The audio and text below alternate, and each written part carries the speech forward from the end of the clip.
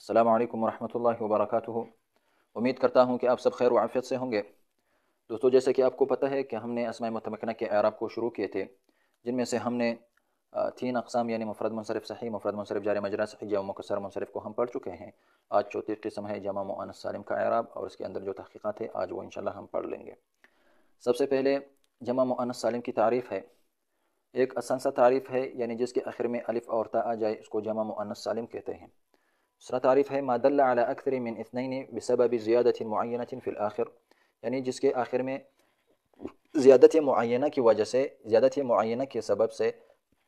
دو سے زیادہ پر دلالت کرے، اس کو جمع مؤنث سالم کہتے ہیں۔ یہاں زیادت معینہ سے مراد الف اور تا ہے، یہ یاد رکھیے گا۔ اس کے اندر کچھ تحقیقات انشاءاللہ آگے آئے گا۔ تو اس کو جمع مؤنث سالم کہتے ہیں، یعنی جس کے آخر میں زیادت معینہ کے سبب دو سے زائد پر دال ہو، اس کو جمع مؤنث سالم کہتے ہیں۔ مثلا جیسے سیدۃ، فاطمۃ، یا اسی طرح زینب وغیرہ۔ اب اگر اس کے آخر میں ہم زیادت معینہ کریں گے، یعنی الف اور تا لائیں گے، الف اور تا، الف اور تا، تو یہ دو سے زائد پر دلالت کریں گے، تو اس کو جمع مؤنث سالم کہتے ہیں، الف اور تا۔ پھر جمع مؤنث سالم کے جو مفرد ہوتے ہیں، مفرد کے اندر تعمیم ہے، خواہ وہ مؤنث لفظی معنوی ہو، یعنی لفظی اور معنوی دونوں ہوں، جیسے سیدہ فاطمہ، یا فقط معنوی ہو، مؤنث معنوی ہو، جیسے ہند زینب، یعنی لفظ میں علامت تانیث موجود نہ ہو بلکہ فقط معنوی ہو، مؤنث پر بولا جاتا ہو۔ اسی طرح مؤنث فقط لفظی ہو، جیسے طلحہ، لیکن معنوی نہ ہو، یعنی مذکر کے لیے استعمال ہوتا ہو۔ اور چوتھا ہے مفرد مذکر ہو، جیسے سرادق۔ ان سب کا جمع جب ہم مؤنث جمع مؤنث لائیں گے تو ان سب کا اعراب جو ہے وہ حالت رفعی میں حالت رفعی میں ضمہ لفظی کے ساتھ، حالت نصبی اور جری میں کسرہ لفظی کے ساتھ، یعنی حالت نصبی جو ہے وہ تابع ہوتا ہے حالت جری کا۔ تو جمع مؤنث سالم کا اعراب حرکتی، لفظی اور طبعی ہے۔ طبعی فقط حالت نصبی ہوتا ہے، اور حالت رفعی اور حالت جری جو ہے وہ اپنے اصل پر ہی آتا ہے، جیسا کہ ابن ہشام الانصاری نے قطر الندى میں ذکر کیا ہے۔ تو طبعی میں صرف حالت نصبی آتا ہے، حالت رفعی اور جری نہیں آتا۔ تو پھر چاہے اس کا مفرد مؤنث لفظی معنوی دونوں ہو، سیدات فاطمات، فقط معنوی ہو، ہندات زینبات، فقط لفظی ہو، طلحت طلحات، حمزات وغیرہ، اور مذکر اس کا مفرد مذکر ہو جب مؤنث لیں گے، جیسے سرادق، اس کا جمع سرادقات، سرادقات، تو اس کا جمع بے سرادقات ہے۔ تو ان سب کا اعراب حالت رفعی میں ضمہ لفظی کے ساتھ، حالت نصبی و جری میں کسرہ لفظی کے ساتھ۔ دوسری بات جو ہے الف اور تا کے اندر، یہاں زیادت معینہ جو ہے الف اور تا ہے، اور یہ الف اور تا جمع مؤنث سالم کے اندر زائد ہوں گے۔ اگر ان میں سے ایک بھی زائد نہ ہو، یعنی اگر الف زائد نہ ہو یا تا زائد نہ ہو، تو پھر یہ جمع مؤنث سالم والا اعراب قبول نہیں کرتا، بلکہ جمع مکسر ہوگا پھر۔ جیسے مثلا اگر الف زائد نہ ہو، مثال قضات یا رمات، جمع رامن، قضات، یہ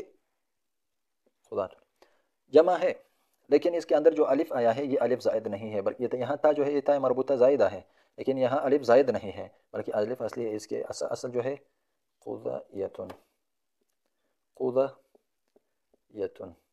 یا متحرک ما قبل مفتوح الف سے تبدیل ہوا، تو یہاں الف اصلی ہے، تو اس لیے یہ جمع مکسر ہوگا اور جمع مؤنث سالم نہیں ہوگا۔ اسی طرح اگر تا زائد نہ ہو بلکہ اصلی آیا ہو کسی کلمے کے اندر، تو وہ بھی جمع مؤنث سالم نہیں ہوگا۔ جیسے مثلا بیتن کا جمع ابیات، اسی طرح موت، اموات، صوت، اصوات، قوت، اقوات، وغیرہ وغیرہ۔ یہاں سب میں تا جو ہے وہ تا اصلی آیا ہے، یعنی اس کے مفرد کے اندر جو تا یہ اصلی ہے، تو خواہ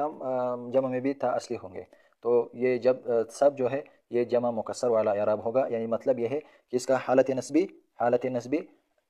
فتحہ لفظی کے ساتھ ہوگا، جیسے قرآن مجید میں آیا ہے وَكُنْتُمْ أَمْوَاتًا، أَمْوَاتًا، یہاں حالت نصبی فتحہ لفظی کے ساتھ آیا ہے امواتً، تو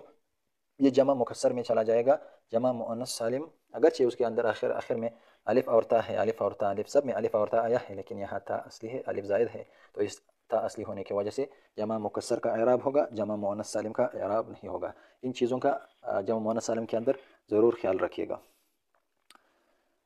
تیسری بات ملحق بجمع مؤنث سالم، اس کے ملحقات بھی ہوتے ہیں جمع مؤنث سالم کے، مثلا اولات، اور الفاظ بھی ہے، ان میں سے ایک میں لے لوں گا، اولات، ان کے ساتھ ملحق کیا ہے۔ اولات یہ جمع مؤنث سالم ہے، اور حقیقی جمع مؤنث سالم نہیں ہے بلکہ اس کے ساتھ ملحق ہے، کیونکہ جمع مؤنث سالم کا مفرد اسی لفظ کے ساتھ، اسی لفظ سے آتا ہے، لیکن اس کا جمع مفرد جو ہے وہ ذات، یعنی من غیر لفظ ہی ہے، من لفظ ہی نہیں ہے، تو یہ جمع مؤنث سالم ملحق ہے، یعنی معنی جمع ہے،